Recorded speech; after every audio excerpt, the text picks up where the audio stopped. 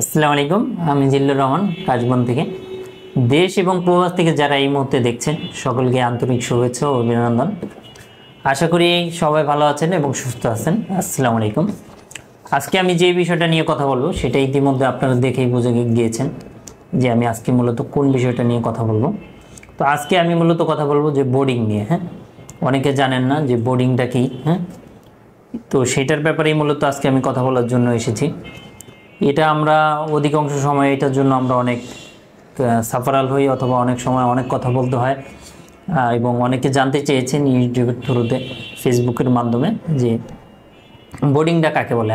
এই যে আমার হাতে দেখতে পাচ্ছেন বোর্ডিং। এখন বোর্ডিংটা হচ্ছে দুইটা। এটা হচ্ছে কাস্টমার কপি, এটা হচ্ছে আমার কপি, এটা হচ্ছে এয়ারলাইন্স।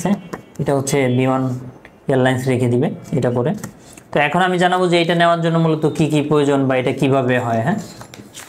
এটা হচ্ছে আপনি এই যে আমার হাতে দেখতে পাচ্ছেন ইতিমধ্যে যে একটি টিকিট আছে।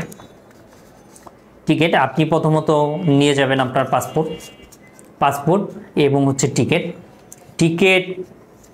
পাসপোর্ট এবং আপনার পাসপোর্ট এবং টিকিট থাকাকালীন অবস্থায় আপনি যাবেন এয়ারলাইন্সের কাউন্টারে।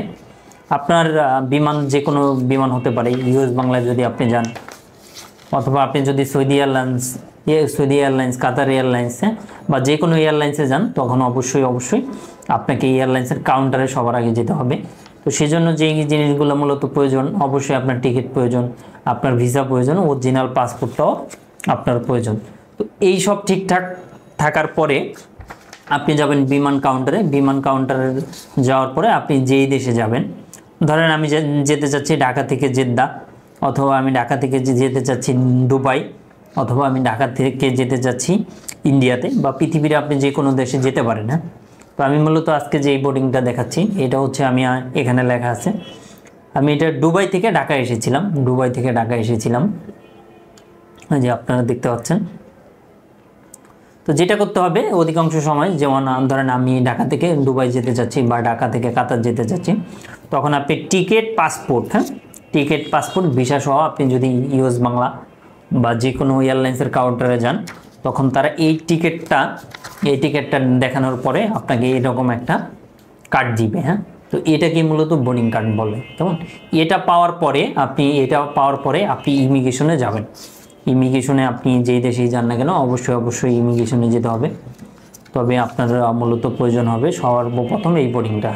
আবার আমরা বলি যে বোর্ডিং নিয়ে আমাদেরকে কল করবেন। তখন আপনার কাস্টমার বোঝে না যে বোর্ডিংটা কাকে বলে এবং কোথা থেকে পাওয়া যায়। এটা সবার আগে এয়ারপোর্টে যাবেন। এয়ারপোর্টে ঢোকার পরে আপনারা বিমান কাউন্টারে যাবেন। বিমান কাউন্টারে যাওয়ার পরে এটা আপনাকে বিমান থেকে এটা আপনাকে দিবে। এটা হোক ইন্টারন্যাশনাল হোক ডোমেস্টিক, যারা যশোর যেতে চান তাদেরও একটা বোর্ডিং দিবে। এখানে হচ্ছে এটার মাধ্যমে লেখা থাকবে আপনার নাম এবং মোবাইল নাম্বার, অথবা আপনার নাম এবং হচ্ছে ফ্লাইট নাম্বার লেখা থাকে, এবং হচ্ছে আপনার পাসপোর্টে যেই নাম আছে সেটা লেখা থাকবে, এবং আপনি কোথায় যেতে চান এবং আপনার বিমান ছাড়ার সময়সূচি কখন ছাড়বে এবং সিট নাম্বার, আপনি কোন সিটে বসবেন, এটা মূলত লেখা থাকে। তো আমরা অনেক সময় বলি যে আমাদেরকে বোর্ডিং নিয়ে অবশ্যই কল দিবেন। তো সেক্ষেত্রে কাস্টমার জানতে চায়। আবার অনেক সময় দেখা যাচ্ছে তারা জানে না যে বোর্ডিং কোথা থেকে নিব। তো আমার এই ভিডিওটার মাধ্যমে মূলত আমি এটাই আজকে জানালাম। তো অবশ্যই আপনারা নেক্সট টাইমে এটা জেনে যাবেন এবং আমাদেরকে বোর্ডিং নিয়ে অবশ্যই কল দিবেন, অথবা আমরা যখন যেটা বলি এখন আর বোর্ডিং নিয়ে আপনাদের মাঝে কোনো কনফিউজ নাই। আর তাছাড়াও যদি কোনো কোশ্চেন থাকে অবশ্যই আমাদেরকে জানাবেন, এটার অ্যান্সার আমরা দিব আপনাকে। অথবা আপনি যদি অন্য কোনো রিলেটেড ভিডিও জানতে চান, অথবা আপনি জানেন না এরকম যদি কোনো ভিডিও মানে এরকম কোনো তথ্য যদি আপনার থাকে বা আপনি জানতে চান, সেক্ষেত্রে অবশ্যই আমাদের কমেন্ট করবেন, সেক্ষেত্রে অথবা SMS করবেন। আমরা অবশ্যই আপনাদেরকে নিয়ে এই গুরুত্বপূর্ণ তথ্য আমরা জানিয়ে দিব। তো থ্যাংক ইউ সো মাচ। আমাদের ইউটিউব এবং ফেসবুক পেজ লাইক দিয়ে রাখুন এবং আমাদের সাথে সব সময় থাকুন। ধন্যবাদ।